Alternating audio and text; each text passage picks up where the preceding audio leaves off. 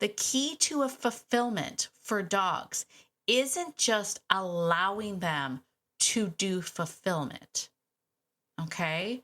The key to fulfillment and how it transforms your relationship, the way you build relevance with the dog is through fulfillment.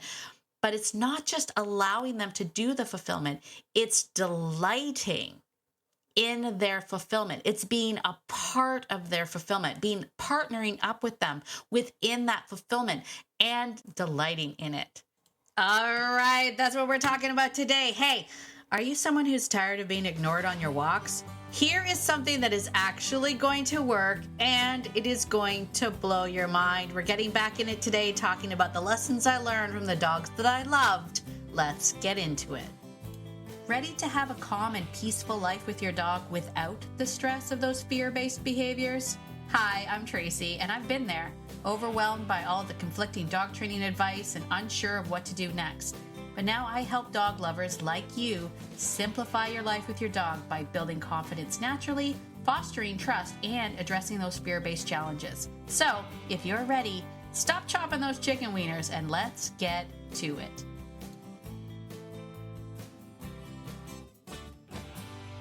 Well, hello, my dog-loving friend. It's Tracy. Welcome to Beyond Obedience. Today we are continuing my mini-series on what my dogs taught me.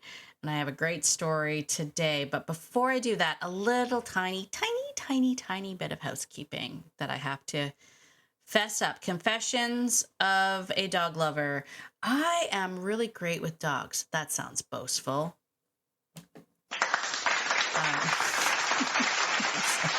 I'm really great with dogs. I am not great with technology. I'm not terrible. I'm obviously figuring out how to do this podcasting thing, but I just recently found out that many of my friends that signed up for the Doganality quiz that got your answer, you have not received the subsequent emails. The emails that I put so much time and effort into. And at first I was like, why aren't you getting these emails? Like, I thought people just weren't opening them. I'm like, but I did so much. What I found out though, it's not your fault. Apparently those emails bounced. Words I didn't know before yesterday. Long-ish story, slightly shorter. The point of all of this is that apparently some of the emails are not getting through. It has to do with the fact that, in today's day and age, with everybody getting so much junk mail, your inbox is being a little bit more selective about who they're letting through, even though you signed up for it. So there's a couple of things that you can do if you're somebody that has not been getting my emails. Like, you should be, if you're on my list, you should be getting my weekly emails, my little notes every week. But you should also, if you signed up for the Doganality quiz, you should get all that information. That stuff is gold. Like, that's good. Like, all of that information is literally like for your dog's Doganality, how, like, pitfalls to avoid, how you should connect with them, what things light your dog up, what things demotivate your dog. Like, all that stuff was in those emails, and you really should get them. And also, I gave you the opportunity that if you didn't think it was quite the right fit, just hit reply and I'll send you a different series for the different Doganalities. My point is, people just didn't get them. And in true Tracy fashion, I sent out an email to tell you about it. I sent out an email that was like, hey, if you're not getting this, and I was like, wait a second, if you're getting this email, then you're obviously getting my emails. So then I thought I should just bring it up today. So that's why I'm just bringing it up today. Here's some of the things that you can do to make sure that you are getting my emails. Okay? Make sure that I am something called whitelisted. Whitelisted just means you're telling your inbox, yes, I would like to receive emails from Tracy. So what you do to do that is you just put Tracy at beyondobedience.ca in your contacts as someone you want to contact. And that's Tracy, Tracy, no E, Tracy at beyondobedience.ca and put that in your contacts. And then from here on in, emails that come from me, you will see. And then you have you can make the decision on whether or not you want to junk those emails or read them. But at least you have the choice, right? That's the point. Some of the other things I haven't quite figured out yet, because again, not good with technology. I haven't figured out how to resend them if you didn't get them. Like, I'll figure it out. Doesn't sound that confident. I'll figure it out. But the point is this. If you haven't received them, you can let me know and just reach out to me and be like, I didn't get my emails, and I'll sort of look you up and see if I can figure out what's going on and see if we can fix it. Okay? Okay. Because I really want you to have that information. The whole point of that quiz was that not just to be like, hey, I got a Fearless Explorer, but to actually get the insight on what to do with the Fearless Explorer, right? The idea that, how you show up for a calm thinker is completely different on how you show up for a Fearless Explorer. Like, they're different dogs. They need different leadership styles. They have different ways of connecting and bonding and all of that stuff. And I've broken it all down for you. And like, what was the point of taking the quiz if you just be like, hey, I get a badge that says my dog is a sensitive soul? Like, wasn't the point. Anyway, so there you go. Still working on it. We'll figure it out. But if you are somebody that didn't get your emails, or if you're somebody that's brand new to me today and you're like, what are you even talking about? And you want to take the Dognality quiz, take the quiz.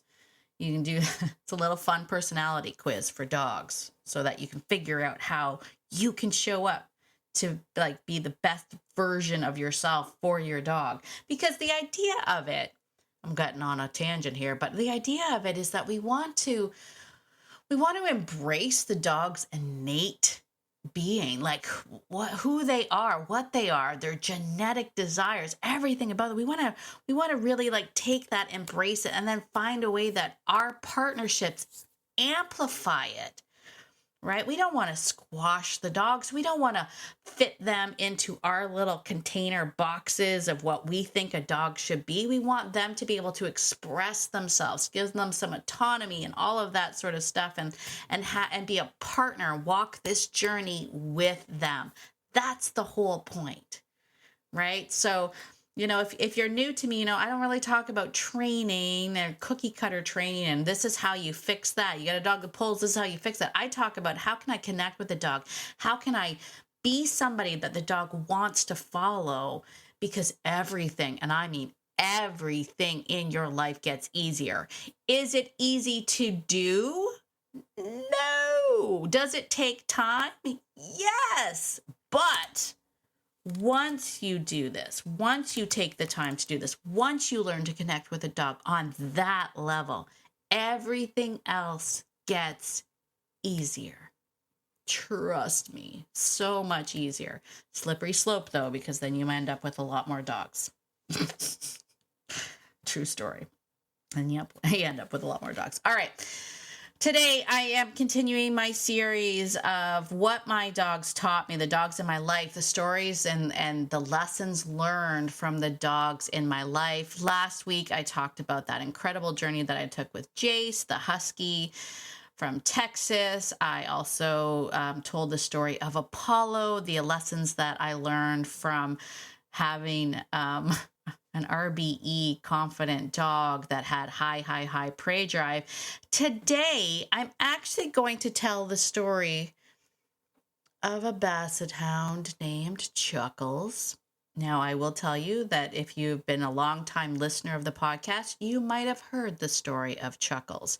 But we're going to take that story and I'm going to go a little bit deeper to talk about the lessons I learned and how it impacted not just this doginality type, but all of my dogs in general. So this is for anybody who has a dog that is constantly pulling and sniffing and completely tuning you out on walks. Ever have one of those dogs at the moment they get outside, they're like, squirrel, bird, scents, all of those stuff.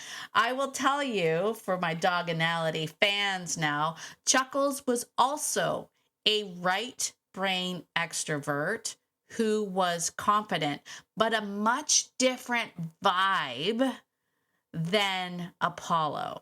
Okay, because if you remember, Apollo also was a right brain extrovert, which was confident, which means right brained. Let's, recap. Right brain means instinctual dog. They like to use their instincts more. They tend to be in drive more than they're out of drive, For Apollo, that instinct was driven in prey drive. And you know what? I probably should do a topic on the predatory motor pattern.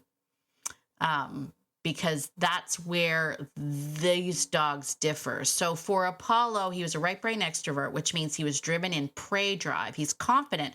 So he was driven in prey drive. But Apollo, through his prey drive, also had the desire to kill. Let's just leave it at that for now, because I don't want to get too much into the predatory motor pattern.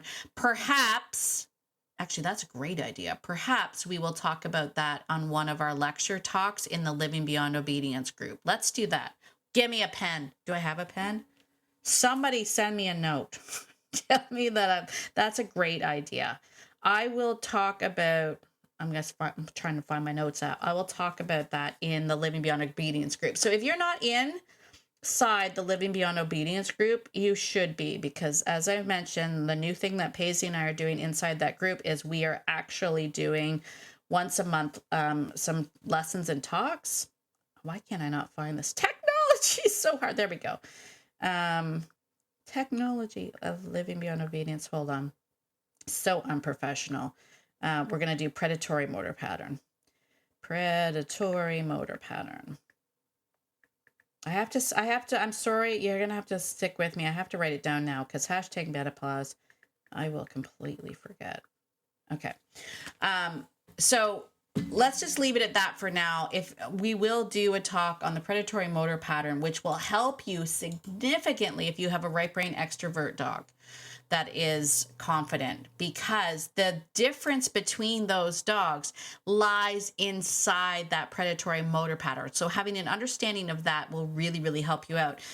Because the difference between Chuckles versus Apollo, both being RBEs, is that Apollo had the propensity to kill things in his motor pattern, whereas Chuckles did not. So Chuckles, being a Basset Hound, would do the first part of the motor pattern, which was the seeking, searching, right?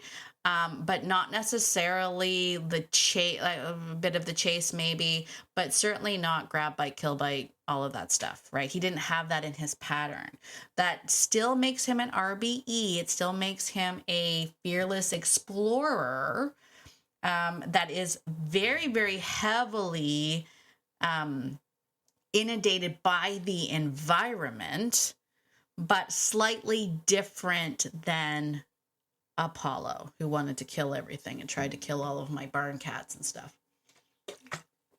Okay, so if you've heard the story, it's a good story to hear again. So let's talk about Chuckles. Let's get into this. So Chuckles, background information on Chuckles. Chuckles was the dog I never really wanted. Wah, wah. Wait.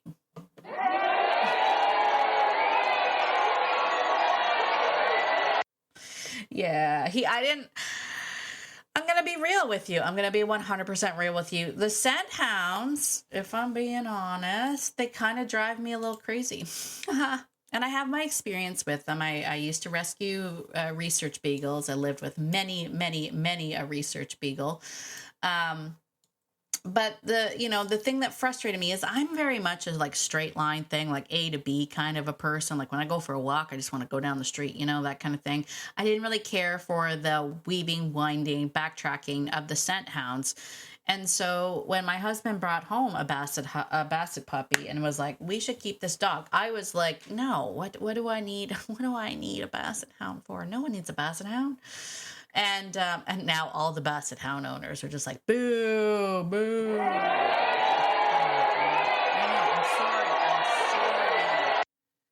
I'm sorry about that. It's just, I know you have to be a certain personality type to really love the hounds because of their crazy, crazy noises and their noses. Their noises and their noses.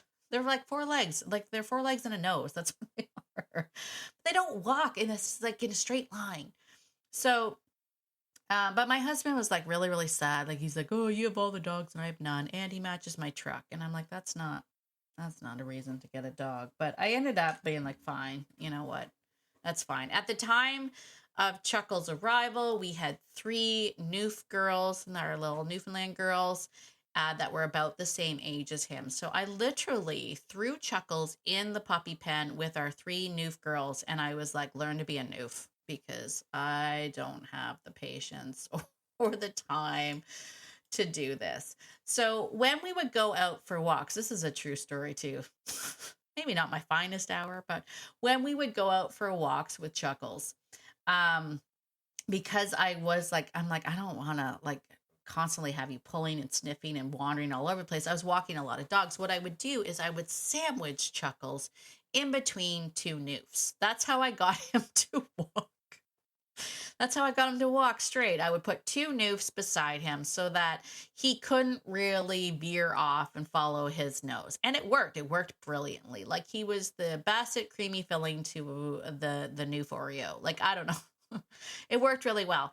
But on our walks, we would have, our leash walk, which was our pack walk, which was a ritual of migration. They had to follow me. They had to be paying attention to me. But we would get to this tractor path, and as we like went off the main road and down the tractor path, I would always like let the Newfs off to kind of romp a little bit. I didn't call it off leash time. I called it at liberty time because they still were wearing their equipment, which means they had to still like, be engaged with me, but they could wander off a little bit more.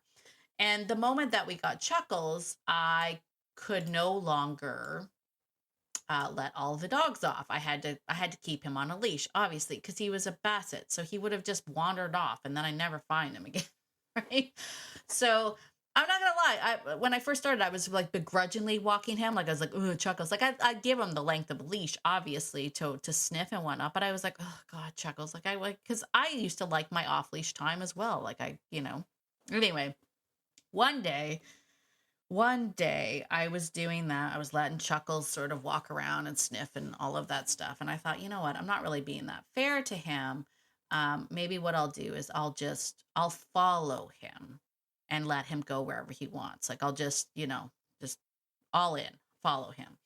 And which turned out to be very, very messy. So I decided to start following him. At first, when I started following him, he looked like a little confused. He kept looking back at me like, "What are you doing? Why are you following me?" Like he was kind of confused. But then he got real into it. Like he was like, "Oh, cool." And so Chuckles decided to take me like down into the ditch, the swamp ditch. You know the swamp ditches where it's got the green, foamy, stinky, sludgy stuff that's floating on top of the water. Like he was down in there. And at first I was like, "Ooh, gross." And then but I was like, you know what? I'm in it. Let's just do it. And I did. I followed him. I followed him through the sludge. If he was sniffing around a rock, I would turn the rock over. And then, like, if there were bugs, which there always were bugs, I'd like scream. And then he would look at me. And then he was so into this. He was like, we're just doing this. And of course, all of the excitement actually brought the Newfs down. So the Newfs were like, what's going on down here? Because I was laughing and Chuckles was doing his thing and he had slime on him and I was gross. And then just like that, like I was like, okay, well, it's time to go back. Because honestly, it's because the Newfs came down and they were starting to get all slimy, and it took 2.5 to 3 hours to groom a Newf. So I was like, oh, I don't really want all you guys down here. So I get out of the ditch and we come back up to the road. And, I hook everybody back up, and Chuckles walked beside me. He was so completely contented. Like he was just so like, oh, like his tongue was hanging out. He was so content, but he walked beside me, no Newf sandwich. Like he just completely content. Now at first glance, I was like, of course he's content. He used his nose. He's mentally exhausted.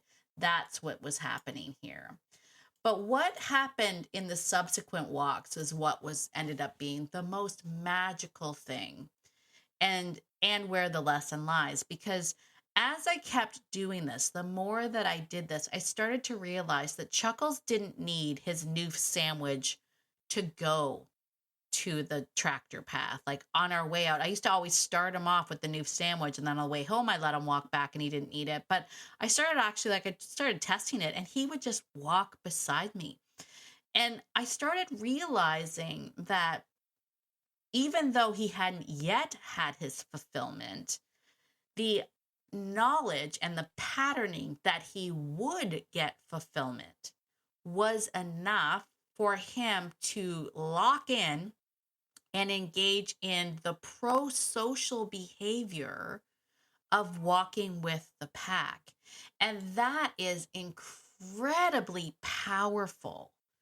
Incredibly powerful. Like asking this dog to suspend his natural instincts and desires, to tune in, to be pro-social with the rest of the dogs, to essentially, if you've taken the doganality quiz, and you have gotten some of the emails, when I talk about left brain versus right brain, the right brain is the instinctual side of the brain. The left brain is the thinking brain. That's the brain that accesses English as a second language. It allows them to cope and understand Humansville. And a right brain dog, while we want to honor that and allow them to engage in their instincts, we still need them to flip to left brain. We need them to have that skill set. And what I learned from this was that allowing him that patterning, that predictability of knowing that he was going to get those opportunities to do the things that he wanted to do, he gave me so much more. Giving him a little bit of fulfillment, he gave me so much back. And Mark always loves when I tell this story. Chuckles ended up being one of our absolute best pack walkers. Now, back in the day, we were doing pack walks weekly where people would come to our house, walk their dogs with our dogs, so that they, had the experience of walking with other dogs. These were dogs that had had bad experiences or couldn't be around other dogs. And Chuckles became one of our best pack walkers, a Basset Hound. A Basset Hound. I mean, a Basset Hound. I keep saying that because if you know, right? If you're anybody with a scent hound, you know how hard it is for them to pull themselves out of the environment. But he became the best pack walker. Mark used to be able to walk this dog, and he would just slip the leash on his belt loop. He'd go hands-free with this dog. Like, he was the best pack walker. But I wanted to, and again, if you've heard this story and you're like, okay, I've heard this story, I want to take it also a little bit deeper. I was having a coaching call with somebody recently, and she asked me, she said, I've heard you say this term before, Tracy, and I just want to ask, what does that mean? And I thought, that's a great question. So what she wanted to know is the key. So the key to fulfillment isn't allowing, and this is, if you're taking notes, this is a noteworthy thing. The key to a fulfillment for dogs isn't just allowing them to do fulfillment. Okay? The key to fulfillment and how it transforms your relationship, the way you build relevance with the dog is through fulfillment. But it's not just allowing them to do the fulfillment, it's delighting in their fulfillment. It's being a part of their fulfillment, partnering up with them within that fulfillment and delighting in it. And so the question that was asked of me was, what does it mean to delight in it? What does that mean? And I was like, that is a great, great question. So I wanted to share my answer here today, because when I talk about delighting in your dog's behavior, delighting in their accomplishments, delighting in their fulfillment, what that means is depends on the dog. So for example, when I delight in Nike, my Jack Russell, when I delight in her doing things, I envision her as a warrior. Like, I look at a terrier and I go like, these dogs are designed to kill things. things, which means they have a warrior spirit. They have a warrior spirit that's packed into the most delightful little, joyful little ball of cuteness. And I think what happens for many of them is we see the cuteness, but we don't see the spirit. We don't tap into the spirit of the dog. So for my Jack Russell, when I am delighting in the things that she does, I am like, you are a warrior. Like I've mentioned this before, like Nike has this weird thing where she likes to find like the biggest stick she can possibly find to take on our walks. I don't ask her to bring sticks. She just does. But it's never a little piddly ass little stick. No. It is a big stick. And then she will struggle with it. It will hit things. She will get caught up in it. And she will still power through. And so when I delight in that, I'm like, you are a warrior. Look at you go. Like, look at the things that you've done. That's how I delight for Nike. When I delight for my new, for like Nigel and whatnot, because they are so pro-social and they're so connected to me, delighting in what Nigel does means that I'm going to squish him. I know it sounds silly, doesn't it? But it does. That means like I'm going to be like, oh, I love your face, because he's very pro-social. They are all about working for us. And some of the things that Nigel does, for example, is he will hold my hand and he will quote unquote rescue me from things. And when he does that, I'm like, oh my gosh, thank you so much, Nigel. You rescued me. Like he'll pull me up the deck. Like if we're at the ocean, he'll and we're walking in the water, he'll like come and grab me and pull me back to shore. And I delight in that. I'm like, look what you did. So delighting in their behavior is really individual to the actual dog in front of you. And it changes depending on what it is. But for the most part, it literally is. For me, it's figuring out what is the spirit of this dog. What is it? And the spirit of this dog. I mean, you can find some pretty good clues to what that is just based on, and if they're a mixed breed, like what's their mixed breed, like what's in them, what's genetically in them. Look up some stuff, research some stuff. Even the surface level research stuff, but like research some stuff. You have to meet them where they are. You have to really own, like when you look at some of the genetic resumes of some of the dogs out there, we really should be in awe of them. We really should be in awe of them. So look it up, figure out. I mean, everybody's into like doing the genetic DNA testing and all that stuff. Find out what's in your dogs, and then delight in it. Absolutely delight in it. So there you go. I hope that helps. We kind of took the Chuckles story and kicked it in a little bit more.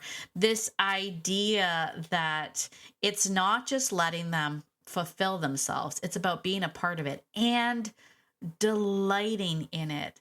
And then this idea that when a dog is fulfilled, when we've done the things to help fulfill them, they will join us. They will readily join us, right? You have to be a part of the joy. You can't just be an observer of the joy. And I see that more than anything else, honestly. I see so many people have it in their head that, especially out on walks, right? The idea is that we have to do some structured walk because it's in town and it's busy and all that stuff, which is great. And then they're like, then we find like this little plot, and I always like, okay, you can go do your thing.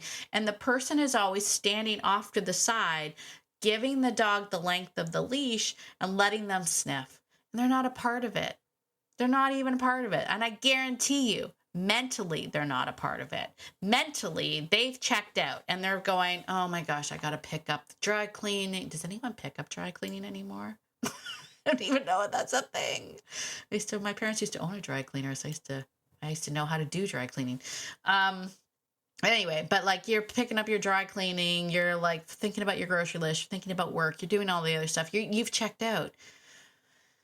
Do yourself and your dog a favor, check back in. Check back in. Get in there. Go smell some things. Go find some stuff. Go see what they're doing. What's over there? What are you smelling? What's going on? Let's go find some things over here. What happens if we go there? Like, just try to find a way to not only let them have their fulfillment. Be a part of it, delight in it, and then watch your relationship explode. So there you go. There you go, my friends. That is the story of Chuckles. Chuckles is sadly no longer with us, but I can still, in my mind's eye, picture him running around, playing with the three girls, and every time his front feet hit the ground, he would bark like it was that woof, woof, woof, woof every time he would run. And his big ears were always wet at the bottom. We always had to dry them off. He was a great, great dog and one of the best pack walkers we ever had. So if you're somebody that's like, my scent hound is always pulling and doing all that stuff, there is a way. There is a way, right? You can turn a right brain, extrovert, confident dog into a pro-social, tuned in, confident, and connected dog. There you go. All right. I hope that helps. Thank you very much for indulging me this last little while. These trips down memory lanes have really been helping me heal after the loss of my horse. So I appreciate you allowing me to kind of relive some of these. We'll meet again. Let's talk again. Let's talk again. I don't know what other, I have so many stories of dogs. So I think we'll probably do one. Which one will I do? I'm not sure. Well, you'll have to tune in to the next episode to find out. Hey, listen, if you liked this episode, can you do me a favor? Go on to Apple Podcast if you're listening on Apple. Scroll down to where it says the stars. You'll see the stars at the bottom and then a little tiny thing that says write a review. Click that button. Leave me a 5-star written review. It really does help push the podcast out to more and more people. And as always, if you are someone who is like, I would love to get to know more about my dog's doginality, you can always book a calm, confident coaching call with me. We can hang out. We'll learn all about your dog together. We'll find ways that you can connect and bond, and we'll find all the keys to helping you build the best relationship with your dog. How do you do that? You go to beyondobedience.ca/session, SESSION. Book a calm, confident coaching call with me. It is at a ridiculous price right now. Introductory price. Hang out with me for an hour. We'll have a lot of fun. We'll get you lots of answers. Learn to connect with your dog in a way that changes everything. I can't wait to take this journey with you. As always, get out there today, my dog-loving friend, and be the person that your dog thinks you are, because your dog thinks that you're amazing. And so do I. Have a fantastic day. I will see you in the next episode. Bye for now.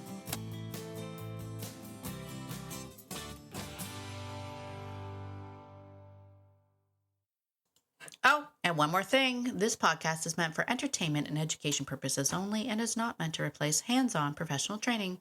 If you're really struggling with your dog, please reach out to a professional in your area. All right, I think that's it. Bye for now.